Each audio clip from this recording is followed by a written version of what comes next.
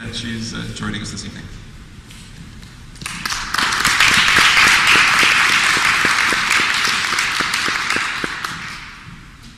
Firstly, I'd like to thank Mark for inviting me to participate today. This is only my second year at Brandeis, and I'm very pleased to be part of such a vibrant university.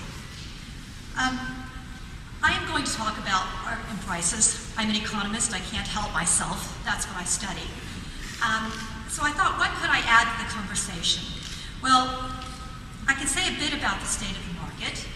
I could say a bit about selling art at auction, and I guess the pitfalls that one might come to. This is just to inform the debate. The state of the market right now might not be as bad as some people think. Certainly volumes at auction are down. They're probably, well, they're about a third in the major contemporary art auctions at Christie's and Sotheby's. The number of paintings that are being sold right now are about a third as to what they were last year.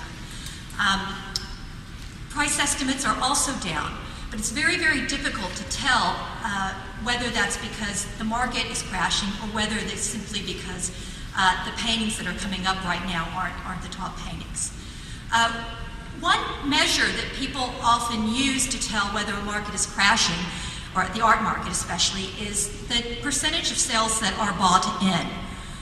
Particularly, what we mean by bought in is the percentage of paintings that do not meet the reserve price. So when sellers go to sell a painting, they often have a secret reserve price, and if it doesn't meet it, then the painting doesn't sell. The past two in February, the two major contemporary art auctions, the one at Sotheby's, 92% of the paintings sold. So it was fine. At Christie's, 78% of the paintings sold. Historically, I've done some research on this, between 1980 and 1994, average sale rate was only 70%.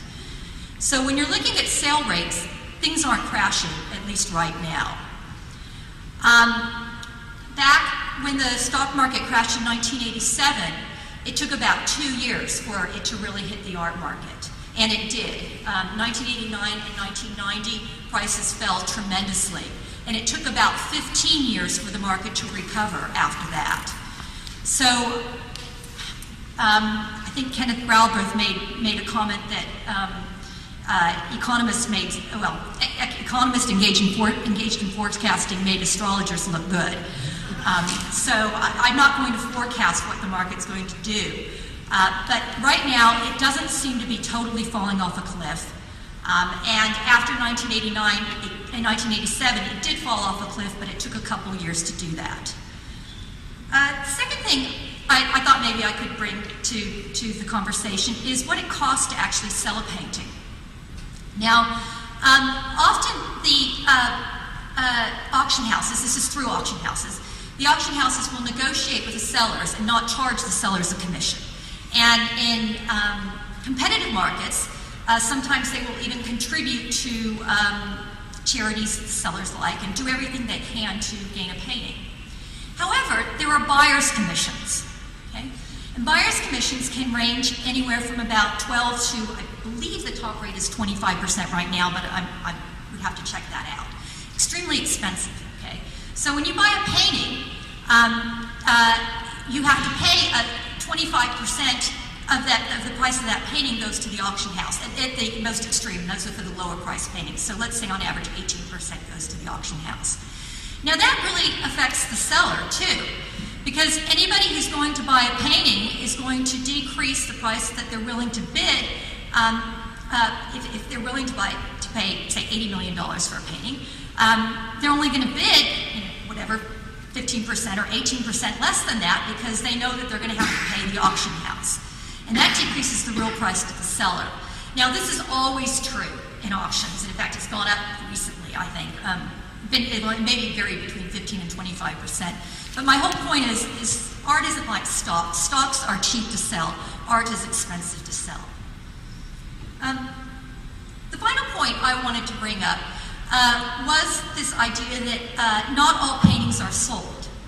Okay, so you might think maybe we'll just take the painting to the auction and we can put a high reserve price on it, and that way we can get what we want. That's not necessarily such a great idea. There's an idea in the art market that paintings that don't sell, i.e. that don't meet the reserve price, are actually burned. Well, burned is, I guess, I don't know if it's a technical term, but it's the term they use.